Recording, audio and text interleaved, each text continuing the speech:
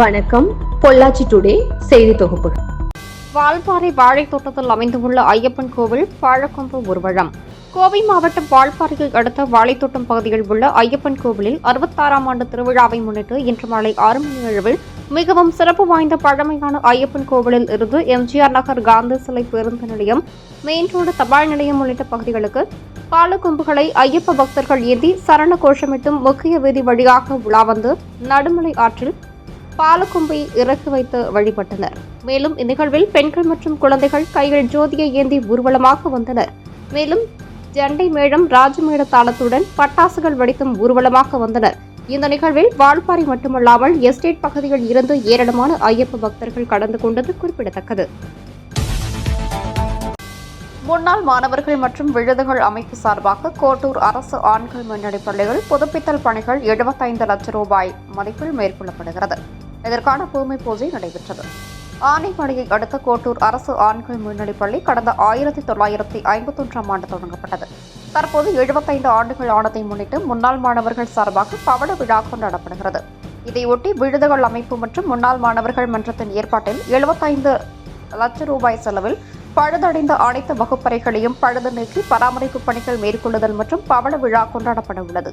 அதன் தொடக்கமாக பள்ளி வளாகத்தில் முன்னாள் மாணவர்கள் சந்திப்பு நடைபெற்றது. இதில் பள்ளியின் முன்னாள் மாணவரும் ஓய்வு பெற்ற IAS அதிகாரியுமான விஜயகுமார் மற்றும் முன்னாள் மாணவர்கள் சண்முகசுந்தரம், வாசுதேவன், வேணுகோபால், மதுராமகிருஷ்ணன், ராதாகிருஷ்ணன் முன்னிலையில் ஊர் பெரியவர்கள் தலைமையில் பூமி பூஜை நடைபெற்றது.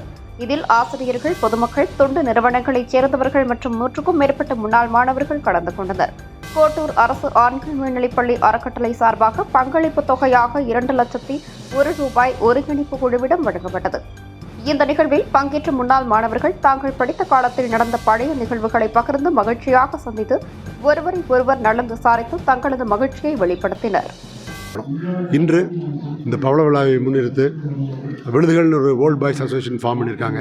அதில் குறிப்பாக ஒரு 5-6 பேர், அவர் முத்து, அப்புறம் சிவராம், சின்ராஜ், செல்லமுத்து, வேணு, இது மாதிரி ஒரு 6-7 பேர் முன்னிருந்து இதை இந்த முன்னெடுப்பு எடுக்கிறாங்க. இந்த முன்னெடுப்புக்கு எங்கள் இந்த ஓல்ட் பாய்ஸ் அசோசியேஷனில் எங்கள் கம்யூனிட்டி முழுவதுமாக ஒத்துழைப்பு கொடுக்குறதா இருக்கிறோம். இந்த பவள விழா ஆண்டில் இந்த பள்ளியை தமிழ்நாட்டிலேயே உயர்ந்த பள்ளியாக, சிறந்த பள்ளியாக மாற்ற வேண்டும் என்பது எங்களுடைய கனவு. அதை செய்து காட்டுவோம். ஏறக்கூட 75 லட்சம் ரூபாய்க்கு பக்கம் நாங்கள் பட்ஜெட் போட்டிருக்கிறோம். இதை செய்வோம். இது முழுவதுமாக எங்களுடைய முன்னெடுப்பில் எல்லாம் படித்த நல்ல வேலையில் இருக்கோம். இப்போ நான் ஒரு தமிழ்நாடு கவர்மெண்ட் சர்வீஸ் ஜாயின் பண்ணி IASல வந்து இப்போ இருக்கிற 38 வருஷம் கவர்மெண்ட் சர்வீஸ் இருக்குது. இப்போ கூட நான் மறுபடியும் 20 வருஷம் முன்னாடி ரிட்டையர் ஆகி வந்தவன் மறுபடியும் கவர்மெண்ட்டில் போய் ஜாயின் பண்ணியிருக்கேன். இது மாதிரி ஒவ்வொருத்தரும் பல முன்னாள் மாணவர்கள் சிறந்த இடத்துல இருக்காங்க. எல்லாத்தையும் அவங்கள ஒருங்கிணைச்சு அவங்களுடைய முன்னெடுப்புகள் எல்லாம் சேர்த்து பயன்படுத்தணுங்கிறது தான் இந்த அமைப்பினோட முக்கியம். இதுக்கு அந்த விழுதுகள் அமைப்பினுடைய முன்னாள் மாணவர்களுடைய நிர்வாகத்தினர் பெரிய முன்னெடுப்பு, பெரிய உழைப்பு. முதல்ல அவங்களுக்கு தான் நம்ம தேங்க் பண்ணணும். பட் கண்டிப்பாக இந்த பள்ளியை நாங்கள் வெறும் கட்டமைப்புகளை மட்டும் மேம்படுத்தாமல் இங்கே படிக்கிற 400 மாணவர்களையும் மணிமணியான மாணவர்களாக, நல்ல திறமை வாய்ந்தவர்களாக, நல்ல குடிமக்களாக மாற்றி சிறந்த பள்ளியாக இதை செய்வோம். இது உறுதி. நன்றி, வணக்கம். வால்பாறை அடுத்த ஐயர்பாடி எஸ்டேட் பகுதியில் கட்டுப்பாட்டை இழந்த லாரி கவிழ்ந்து அதிர்ஷ்டவசமாக ஓட்டுநர் உயிர் தப்பினார்.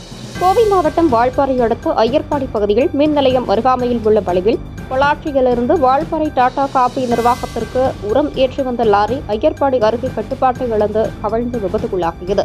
லாரியை முருகன் என்ற ஓட்டுநர் ஓட்டி வந்துள்ளார். இருப்பினும் ஓட்டுநர் சிறு காயங்களுடன் அதிர்ஷ்டவசமாக உயிர் தப்பினார். மேலும் வாகனத்தில் இருந்த உரமூட்டைகளும் எவ்வித சேதமுமின்றி சாலையிலேயே கிடந்தது. வால்பாறை பொள்ளாச்சி நெடுஞ்சாலை என்பதால் சாலை போக்குவரத்து சிரமமின்றி லாரி சாலை ஓரத்தில் கவிழ்ந்ததால் போக்குவரத்து பாதிப்பின்றி வாகனங்கள் சென்று வந்தன.